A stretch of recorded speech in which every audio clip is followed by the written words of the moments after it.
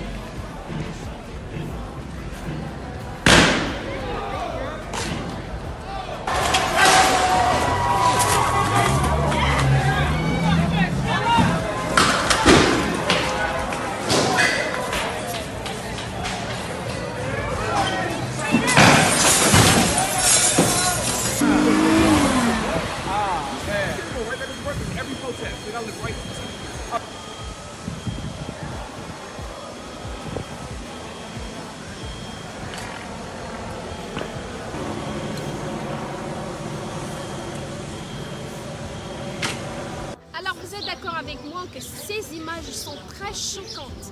Ces images elles n'ont pas de mots. On ressent la colère, on ressent la rage, on ressent la frustration, mais on ne résout pas les problèmes par la violence, parce que de la violence ne naît que la violence, et parfois pas de solution.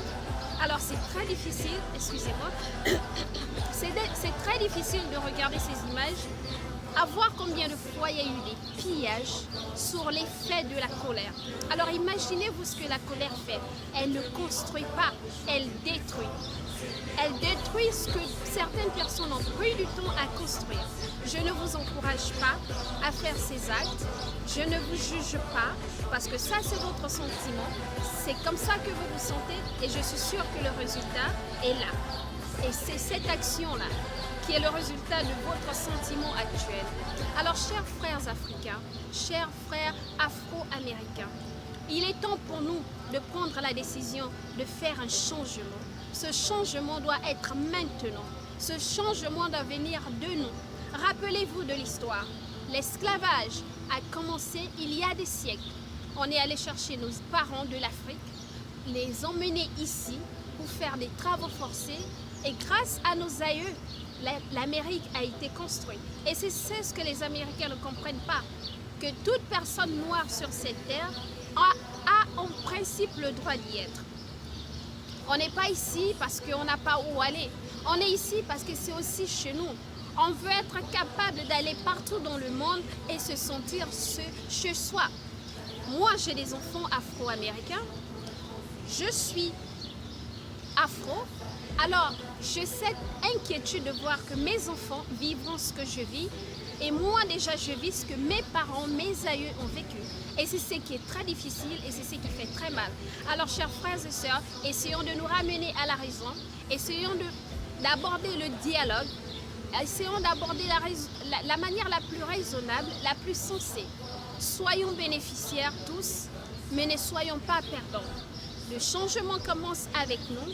et le changement c'est maintenant. Si vous avez aimé ce message, partagez-le avec vos frères, vos sœurs, afin que nous soyons tous inspirés de la bonne action, afin que nous soyons tous animés par le courage, par la force, afin de voir notre pays se développer, notre nation se développer. Soyons un, soyons unis, soyons humbles, afin que nous puissions construire le monde.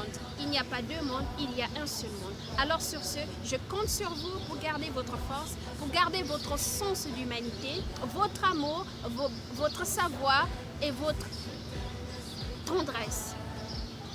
Préservons nos cultures, préservons nos natures, ne nous dispersons pas, ne nous décourageons pas, ne laissons pas l'ennemi nous entraîner dans le mal, ne laissons pas l'ennemi nous emmener à nous détruire les uns les autres, parce que sachez que ce que vous vous plaignez aujourd'hui, quelqu'un d'autre se plaindra demain.